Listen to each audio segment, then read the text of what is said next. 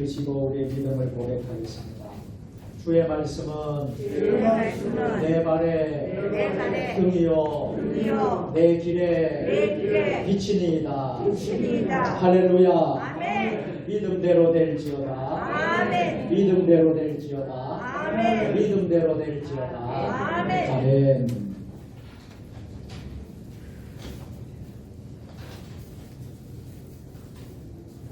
지난 시간에는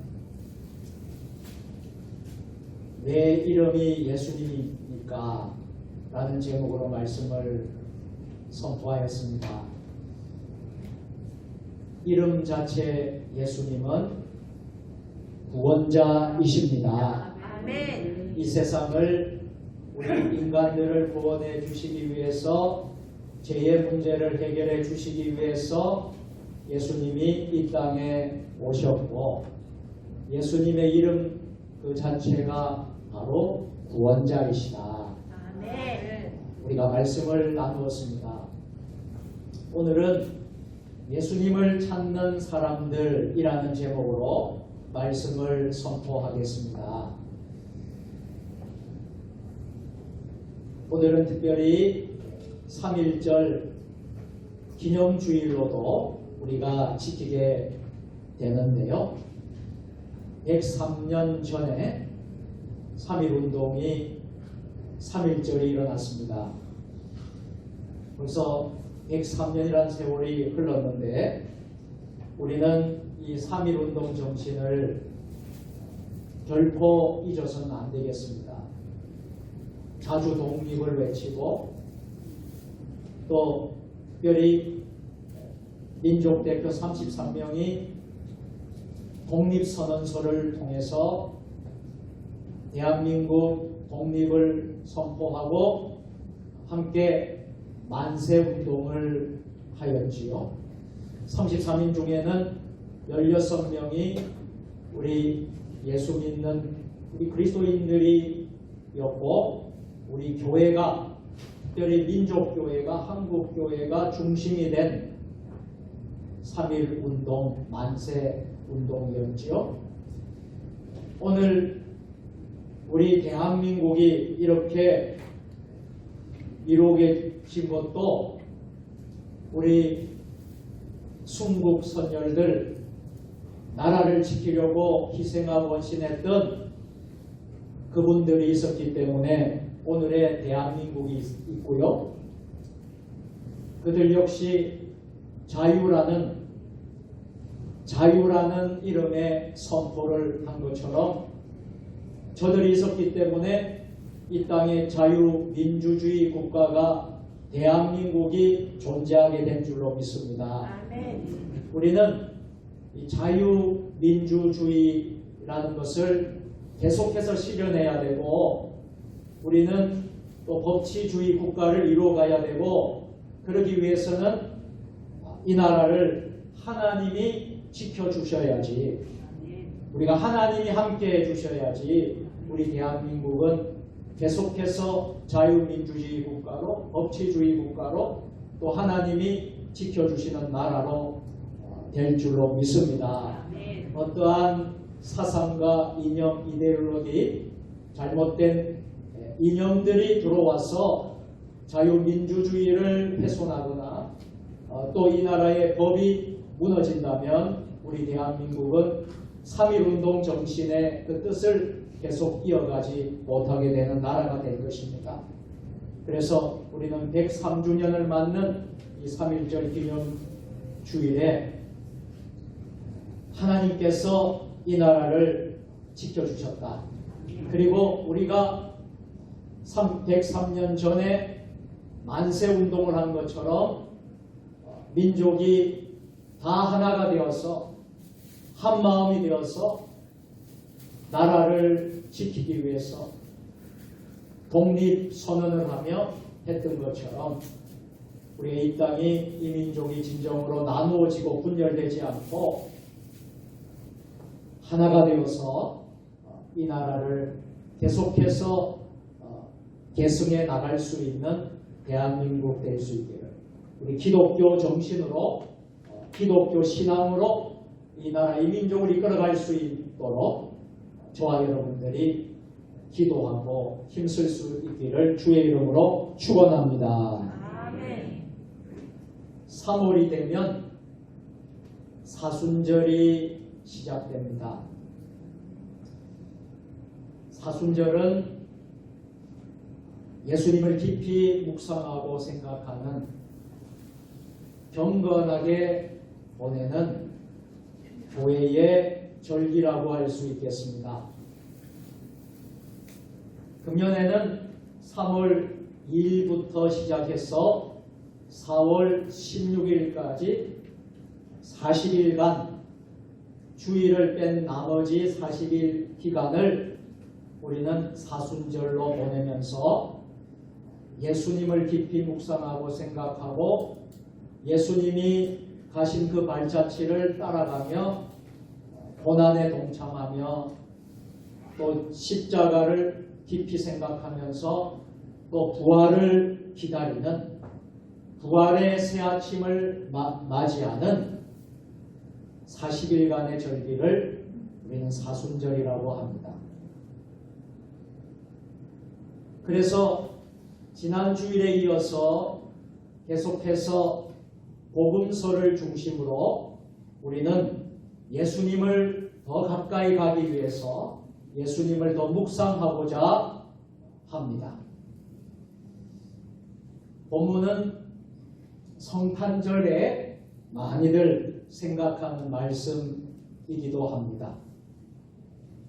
성탄절에 듣는 그런 본문의 말씀이라고 생각하지 마시고 오늘 우리가 예수님이 이 땅에 오신 것, 또 예수님이 왜 이 땅에 오셨을까 하는 것을 우리가 깊이 또 묵상할 수 있었으면 좋겠습니다. 예수님께서 베들레헴 마곡간에 탄생하시던 날 유대의 분봉왕이었던 헤롯 왕이 궁궐에 낯선 헤롯의 궁궐에 낯선 손님들이 찾아왔습니다. 처음에는 직급이 낮은 사람이 이들을 만났을 것입니다. 그러나 그들의 신분을 알고 난 후에 콧대가 높았던 헤롯이 낯선 나그네들을 직접 접견했습니다. 그들이 누구였기에 헤롯 왕이 직접 만난 것일까요? 오늘 본문을 자세히 읽어보면 이들을 소개하고 있는데 이들은 박사라고 합니다. 동방에서 온 박사라고 합니다. 원래 헬라어 마고스를 번역한 말이 박사인데요. 이 마고스는 근동의 점설술사를 일컫습니다. 고대 사회에서는 발생하는 난제들을 해결하는 체계가 거의 없었기 때문에 당시에 점성술사들의 조언이 결정적으로 중요한 때였습니다. 왕들은 점성술사들과 국가적 대사를 의논하기도 했습니다. 우리가 성경의 다니엘 시대에 생각해보면 다니엘 당시에도 바벨론의 느부갓네살 왕 곁에는 많은 박수와 많은 술객들이 있었음을 압니다. 그들은 권력층이었고요. 심지어는 점성술사가 왕을 겸하기도 했었습니다. 이런 이들이 바로 동방에서 온 박사들이었어요. 헤롯 왕은 예사롭지 않는 이들이 먼 곳에서 여기까지 왜 찾아왔을까? 찾아온 것에 대해서 심히 놀랐을 것입니다. 그러나 헤롯의 놀람은 그게 끝이 아니었습니다. 이들이 찾아온 이유를 비로소 알았을 때에 헤롯 왕은 정말 놀랐습니다. 헤롯 왕만 놀란 게 아니었죠. 오늘 본문 3절을 보면 따라서 해볼까요? 헤롯 왕과 온 예루살렘이 듣고 소동했다. 오늘 3절에 그렇게 말씀을 하고 있어요. 도대체 박사들이 뭐라고 말했기에 이처럼 놀랐을까요? 그 이유를 오늘 3절, 2절의 말씀에 보시면 되겠습니다. 2절 말씀 우리 다 같이 유대인의 왕으로 나시니가 어디 계시며 우리가 동방에서 그의 배를 보고 그에게 경배하러 왔노라 하니. 아멘. 아마도 헤롯 왕은 길을 의심했을 것입니다. 왜 그랬을까요? 자신이 유대인의 왕인인데 어찌하여 왕이 태어났단 말인가? 자기의 길을 의심했을 거예요. 게다가 평범한 탄생이 아니라 별이 나타나 그 별을 보면서 그 별이 탄생을 알려주게 해주었다 하니 얼마나 놀라운 이야기입니다. 동방박사들의 표정에는 탄생한 왕에 대한 존경심, 경외심, 이 마음으로 가득 찼습니다. 자신들은 그래서 왕에게 경배하기 위해서 저 먼 동방 나라로부터 여기까지 왔다고 했습니다. 그 순간 헤롯은 아마도 메시아를 떠올렸을 것입니다. 그는 비록 에돔 사람으로서 로마에 의해서 유대의 분봉왕이 되었지만 경건한 유대인들이 구약에 예언한 메시아를 기다리고 있음을 들은 적이 있었을 것입니다. 그때까지 그는 예언 따위는 무시하거나 혹은 좋은 세상이 오면 나쁠 것은 없을 것이라고 막연하게 생각했을지도 모릅니다. 그러나 지금 그 예언이 눈앞에 나타나고 있습니다. 이제 막 탄생했다는 갓난 아기가 자신의 자리를, 자신의 왕의 위치를 위협한다고 생각하니 권력을 위해 헤롯 왕은 아내들과 아들까지도 죽이던 그 잔혹한, 그로서는 감당하기 어려운 분노심, 이런 마음을 느꼈을 것입니다. 어찌 내가 유대인의 왕인데 누가 유대인의 왕이란 말이냐?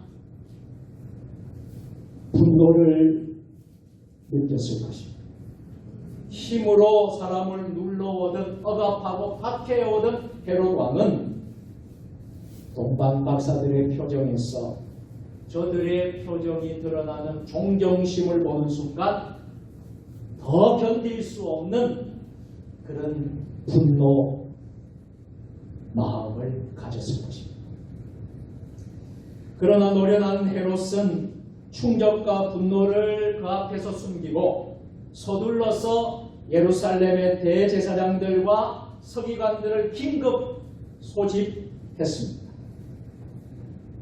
그리고 박사들이 말하는 왕, 박사들이 말하는 메시아에 대해서 알려면 구약 성경의 전문가들이 필요했기에 대제사장들과 서기관들을 불러서 저들의 말을 듣고자 했습니다. 대제사장들이나 서기관들은 헤롯의 부름에 급하게 모두 모여들었습니다. 그리고 머리를 맞대고 생각한 끝에 미가서 5장 2절의 예언을 발견하게 되었고 왕이 베들레헴에서 탄생할 것이다 라고 알려주었습니다.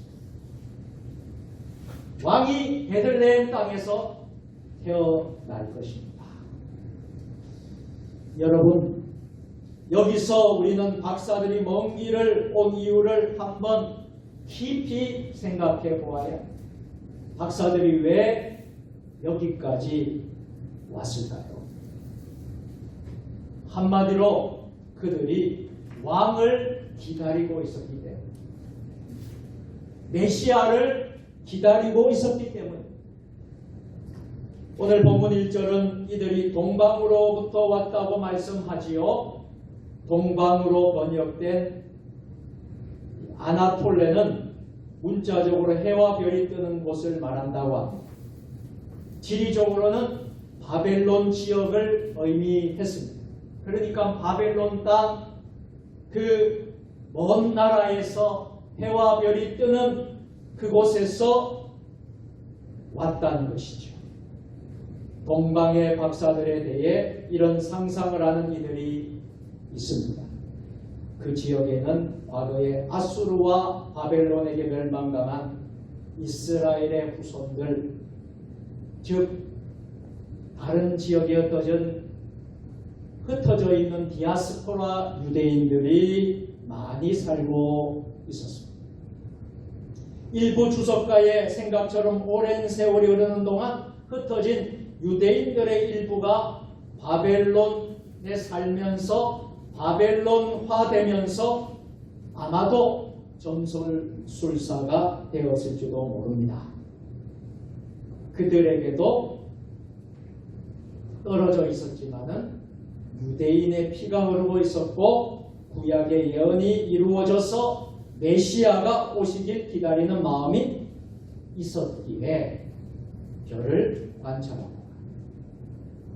메시아의 탄생을 예고하는 별을 발견했을 때 저들은 어땠습니까? 먼 길을 마다하지 않고 여기까지 베들레헴, 예루살렘, 베들레헴까지 왔을지도 모른다는 것입니다. 그들이 오자마자 물었던 것이 유대인의 왕으로 나신 이가 어디 계십니까? 한번 따라서 해볼까요? 유대인의 왕으로 나신 이가 유대인의 왕으로 나십니까? 어디 계십니까? 어디 계십니까? 물었는데요. 그들이 유대인이 아니라면 유대인의 왕을 보기 위해 굳이 먼 길을 올 필요가 없었을 것입니다. 그런데도 이들이 예루살렘까지 온 이유는 앞에서 말씀드린 것처럼 이들에게도 유대의 피가 흐르고 있었기 때문이거나, 표현은 유대인의 왕이라고 했지만 탄생하신 분이 나라와 민족을 넘어 모든 사람의 왕으로 믿었기 때문일 것입니다. 할렐루야. 네. 어쨌든 이들은 왕을 찾는 사람들이었습니다. 사랑하는 여러분, 누가 왕을 찾을까요? 참된 왕이 아니라면 인생의 고통에서 벗어날 수도 없고 공허를 채울 수 없음을 아는 사람입니다. 박사들은 대단한 신분을 가지고 있었어요. 그런데 저들에게는 왕이 필요했습니다. 그래서 그들은 황금과 유황과 몰약을 준비했는데요. 그들이 고가의 이 예물을 준비할 정도로 풍족했음을 보여줍니다. 그러나 이러한 사람들에게도 왕이 필요했던 것이죠. 그들의 가슴엔 세상으로 채울 수 없는 빈 공허함이 가득 찼습니다. 왕이 필요하기는 유대의 백성도 마찬가지였겠지요. 물론 당시 유대에도 사회를 유지하는 여러 방법들이 있었습니다. 황제가 통치하는 로마 제국, 황제가 세운 분봉한 헤롯이 있었고 치안을 유지하는 체제도 아마도 있었을 것입니다. 그래서 경제활동을 하기도 하고 학문과 교육도 원만하게 이루어졌을 것입니다. 거기서도 출세한 사람이 있었을 것이고 또 예루살렘에서는 거대한 성전이 있었기에 성전에 가서 백성들이 위로함을 받기도 했을 것입니다. 헤롯은 자신이 에돔 사람이라는 약점이 있었기에 그는 유대인의 환심을 사기 위해 유대인들의 마음의 고향인 성전을 대대적으로 확장하는 공사를 하고 있었습니다.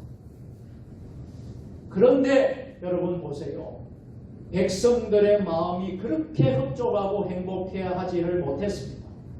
당시 백성들은 늘 우울했습니다.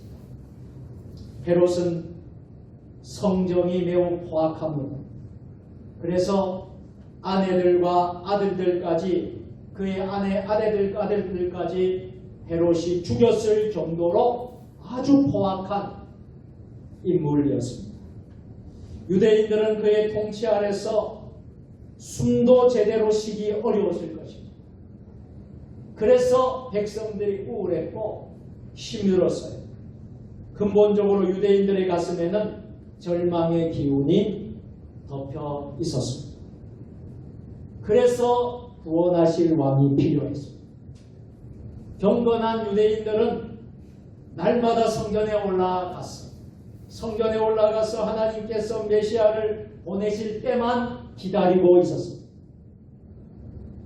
누가복음 2장에 나오는 경건한 사람, 예수님을 기다리는 사람이 나오죠.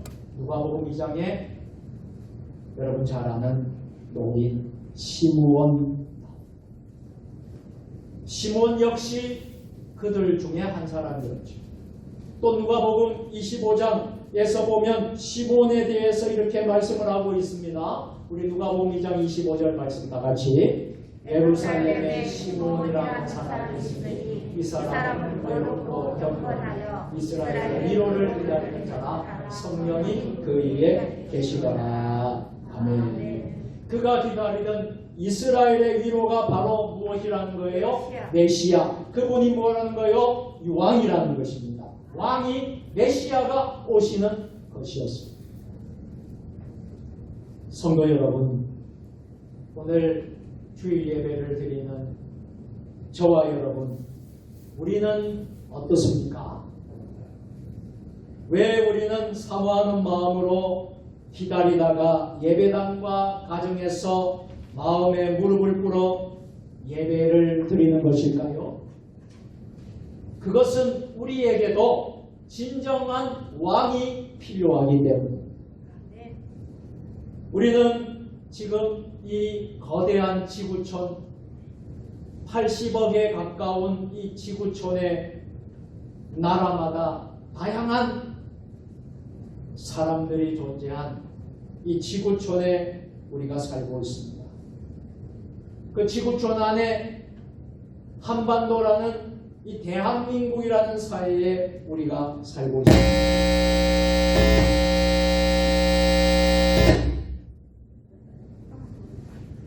교육을 받고 적당한 일을 통해 돈을 벌기도 합니다.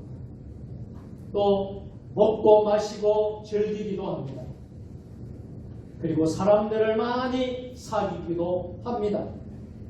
그래서 어떤 사람들은 명함을 주고받으면서까지 자신을 알리고 자신이 좀 괜찮은 사람이라고 자부하기도 합니다. 또한 자녀들에게 희망을 걸어보기도 하고요. 나름대로 인생을 보람있게 살기 위해 우리 대한민국 좁은 땅덩어리에서 우리가 그렇게 살아가고 있습니다. 그러나 어느 순간 가슴이 텅 비는 것을 느낄 때가 많습니다. 그래서 동서의 피안이란 책이 있는데요. 이 동서의 피안이라는 책의 우징송 박사는 이렇게 표현을 하고 있습니다. 그는 근대 중국을 대표하는 지성인 가운데 한 사람인데요. 세계 7개국에서 법 철학을 연구한 사람이고 중화민국 헌법과 유엔 현장을 만드는 데 공헌한 사람입니다. 어느 날 그는 높은 빌딩에 잘 갖춰진 사무실에서 그는 원인을 알 수 없는 공허함, 이 허전한 공허함에 괴로워했습니다. 인생을 사는데 왜 이래 공허할까? 왜 이래 답답할까? 세계적 명성도 재물도 지식도 그에게 가져인 모든 것도 그를 채울 수가 없었습니다. 그러다가 불현듯이 그 공허함은 연을 날리고 싶어하는 소년 우징송이 존재하지 않는다는 데서 온 것임을 깨닫게 됩니다. 그래서 어려서 너무나 가난했기 때문에 연을 살 수가 없어서 친구들이 연을 날리는 것을 그저 구경만 해야 했습니다. 그는 연을 사기 위해 길이 떨어진 먼 곳도 갈 수도 없었습니다. 그는 돈이 없어서 땅에 떨어진 동전을 보면서 동전을 주워서 모으기도 했습니다. 그래도 연을 살 수가 없었습니다. 그러나 지금은 전화 한 통이면 수십 트럭의 연을 살 수 있는 재력이 있었습니다. 그런데 문제는 이제는 연을 날린 소년이 존재하지 않는다는 것이었습니다.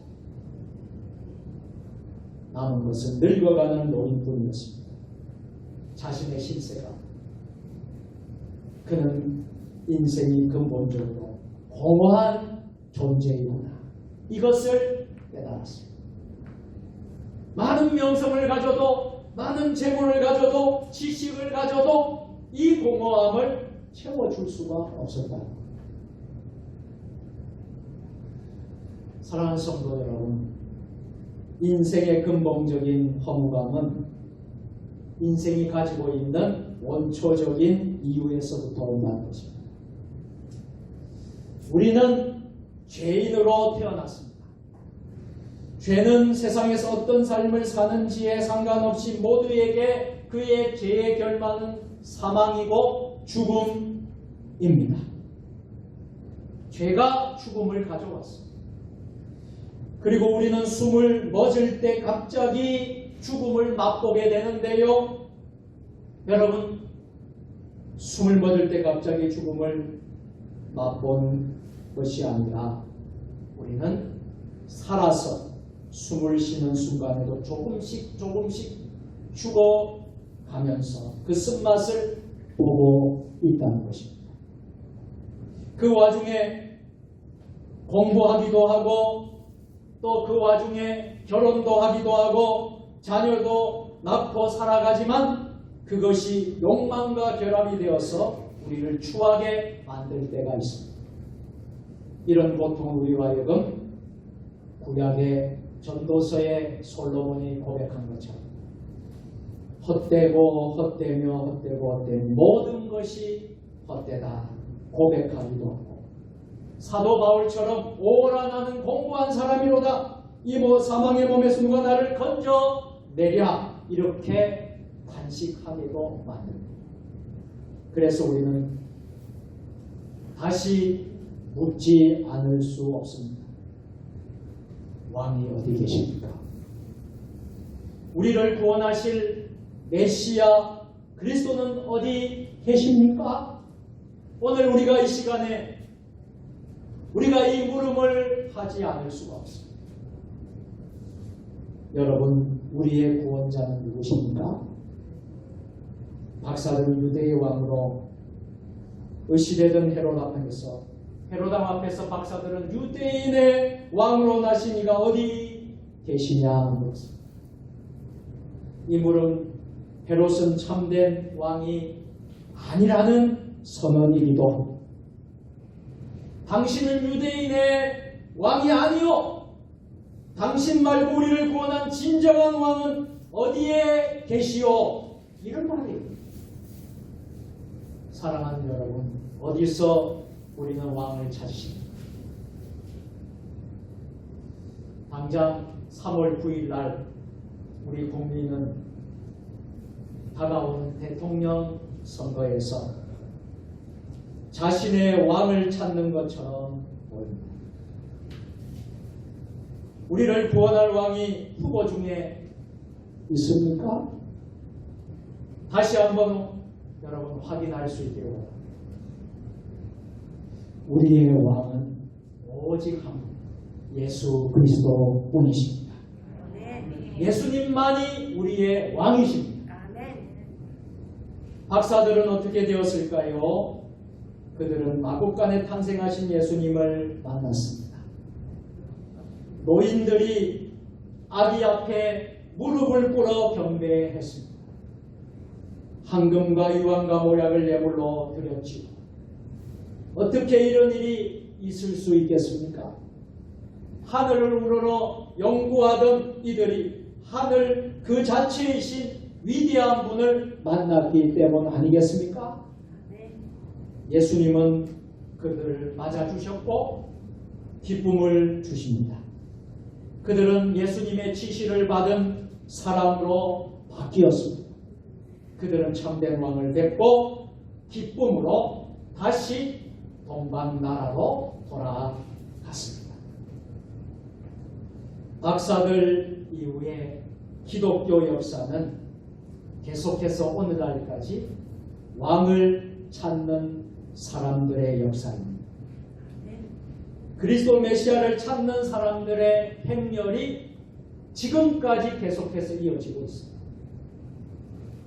마태, 마가, 누가, 요한 복음서는 예수 그리스도를 찾는 이들의 이야기로 가득 차 넘칩니다. 다양한 사람들이 예수님을 찾아왔습니다. 다양한 사람들이 예수님을 만났습니다. 힘있고 존귀한 사람들도 있었습니다. 심지어 사내들인 공회원이었던 존경받는 납비 니고데모 역시 밤중에 예수님을 찾아왔습니다. 그런가 하면 가도다움의 회당장 야이로도 예수님을 찾아왔습니다. 수많은 병자가 예수님을 찾아왔습니다. 슬픈 중에 있는 이들이 예수님을 찾아왔습니다. 어린아이들이 찾아왔습니다. 노인들이 찾아왔습니다. 어른들이 찾아왔습니다. 남자들, 여자들이 예수님을 찾아왔습니다. 예수님께서는 그들을 모두 환영하셔 위로해 주시고 친구가 되어 주시고 병을 고치시고 죄와 죽음을 극복하는 구원을 주시고 궁극적인 인생의 문제의 해답을 해결해 주시고 하나님의 자녀가 되게 해 주셨습니다. 할렐루야. 우리도 예수님을 찾는 경건한 대열에 행렬에 동참할 수 있었으면 좋겠습니다. 세상의 부질없는 것에서부터 구원을 찾지 마시기를 바랍니다. 세상 어느 누구도 우리의 메시아가 될 수가 없습니다. 예수님께서 우리에게 시편 42편 1절에 영적 갈증을 주시기를 원하십니다. 우리 다같이 시편 42편 1절입니다. 다같이 하나님이여 사슴이시는 그 찾기에 갈급함같이 내 영혼이 주를 찾기에 갈급합니다. 아멘. 저와 여러분들 이 마음으로 주님을 찾기를 주의 이름으로 소원합니다. 이 갈증으로 주님을 찾기를 바랍니다. 성도 여러분, 이제 말씀을 마치도록 하겠습니다. 박사들이 먼 길을 마다하지 않고 오던 그 간절함으로 여러분 예배 드리고 계십니까? 그 간절함으로 기도하고 말씀을 보고 있으십니까? 그리스도 주님의 은혜가 우리 삶과 영혼을 감사하기를 사모하며 부르짖어 기도하기를 원합니다.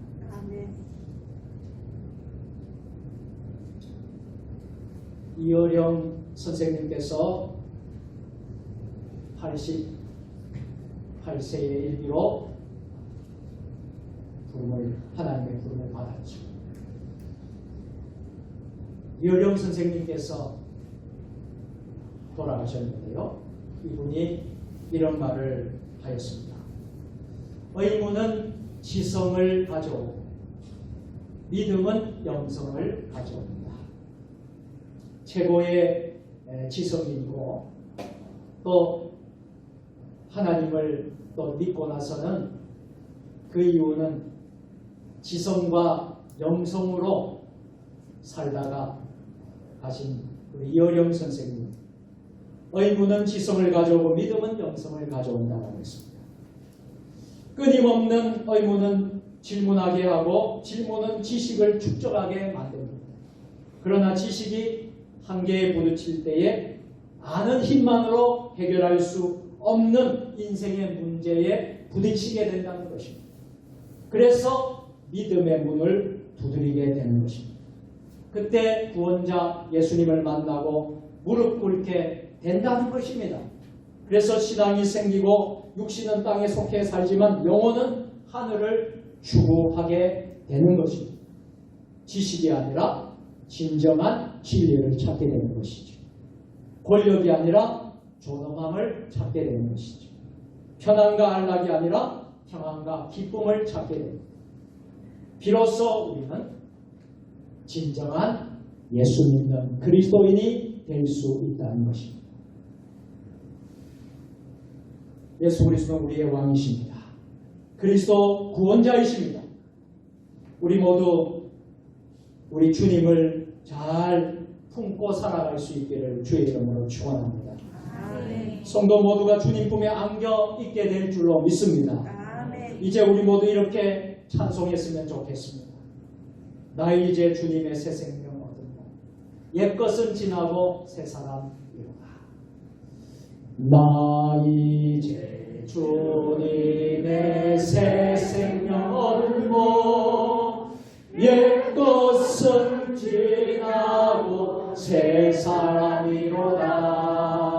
그 생명 내 맘에 강같이 흐르고 그 사랑 내게서 해같이 빛난다. 영생을 누리며 주 안에 살리라. 오늘도 내일도 주 함께 살리라. 아멘. 기도하시겠습니다. 동방 박사들이 먼 길을 마다하지 않고 그 간절함으로 별을 찾아 아기 예수님을 경배하러 온 것과 같이 우리의 삶이 진정 우리의 왕이신 예수 그리스도, 구원자이신 예수 그리스도를 경배하며 일평생 주님만을 위하여 사는 우리 모두가 되게 하여 주시옵소서. 예수님 거룩하신 이름으로 감사하며 기도드리옵나이다. 아멘.